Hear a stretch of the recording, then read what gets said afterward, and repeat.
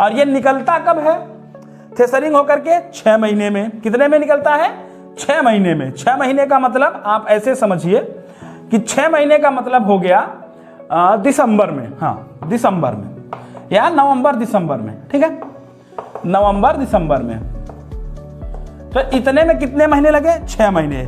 6 का इसमें भाग दे दीजिए तो लगभग 10 से 15 से 20 हजार रुपए पर महीने की उसकी इनकम आती है इतना मेहनत करने के बाद। और इसमें मैंने एक्चुअल में ये नहीं बताया कि इसमें मेहनत कितना होता है। मई के और जून के कड़ाके के गर्मी में किसान क्या करता है? धान की बीज को क्या करता है? धान के बीज को पहले क्या करेगा किसान? बीज की नर्सरी तैयार करेगा और नर्सरी तैयार करने में इतना मेहनत करता है। अब जब नर्सरी तैयार हो जाती है तो फिर किसान क्या करता है? धान की रुपाई करवाता है। रुपाई करवाने पे मेहनत करता है। रुपाई करवाने के बाद उसमें पानी लगाने में मेहनत करता है। बार बार पानी लगाने के लिए भी लड़नी पड़ती है, तब जाकर के पानी लगता है। इसके बाद क्या करता है किसान? पानी लगाने के बाद देखता है कि कहीं किसान के फसल की में निराई गुड़ाई कीटनाशक दवाओं का प्रयोग, पैदावार के लिए डीएपी रासायनिक उर्वरक का प्रयोग, इन सब चीजों का प्रयोग करता है। मैंने यहाँ रासायनिक उर्वरक का अभी जोड़ा नहीं था, डीएपी और यूरिया का। अगर डीएपी और यूरिया को मैं जोड़ दूं तो लागत बढ़ जाएगी, यानी कुल 12,000 रुपए पर बीघे की लागत आ जाएगी। तो यहाँ 60 हजार रुपए हो जाएगा, ठीक है। 60 हजार का मतलब हो जाता है, यहां अगर मैं घटा दूंगा तो ये 1,20,000 रुपए आएगा, यानी केवल और केवल 20,000 रुपए महीना किसान पाता है इतनी मेहनत करने के बाद। अब याद रखिएगा, अब सबसे बड़ी बात मैं आपको अब बताने जा रहा हूं। सबसे बड़ी बात यह है कि इस पूरे फसल की जो बुआई है, इस पूरे बुआई में किसान क्या करता है? अपने पैसे को क्या करता है? पहले इन्वेस्ट करता है।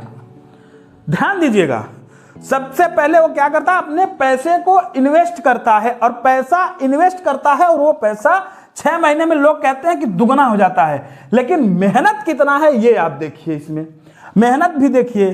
तो ये होता है, अगर मान लीजिए किसान ने क्या किया कि ये 60 हजार रुपए उसने लगाया और 60 हजार रुपए लगा करके उसने क्या किया कि फसल की खेत में फसल को खेत में बो दिया और उसके फसल में मौसम की मार आ गई। जैसे अभी एक तूफान आया था, उस मौसम का मार ही था, वो आया, लेकिन सरकार मुआवजे का नाम नहीं ले रही है, ना सरकार मुआवजा देने का काम करेगी भी, मुझे जहां तक लगता है। ये ऐसा बहुत बड़ा कारण है जिस कारण से आज किसान खेती छोड़ करके क्या कर रहे हैं? पलायन कर रहे हैं। और कहां जा रहे हैं? गांव के जो युवा हैं, गांव के जो उद्यमी हैं, गांव के जो मेन रोजगार करने वाले लोग हैं, वो आज गांव को छोड़ करके पलायन करके आगे इसीलिए जा रहे हैं, शहरों में जाकर के वो बस रहे हैं।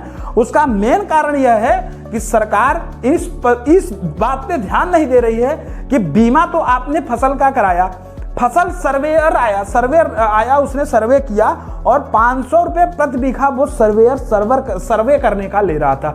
वो एक प्राइवेट कंपनी का कर्मचारी, वो भी किसान से, जब किसान की फसल ये तूफान में आया था, जो तूफान अभी आया था, उससे क्या हुआ था? मेथा नाम का जो तूफान आया था, जो त्रासदी आई थी, उस त्रासदी में इतना फसल बर्बाद हुआ था। अभी नवंबर की बात मैं कर रहा हूं, उसमें किसी किसान को मुआवजा नहीं मिला उत्तर प्रदेश में। फरवरी चल रहा है, आप समझिए। ये बीमा कंपनी का हाल है।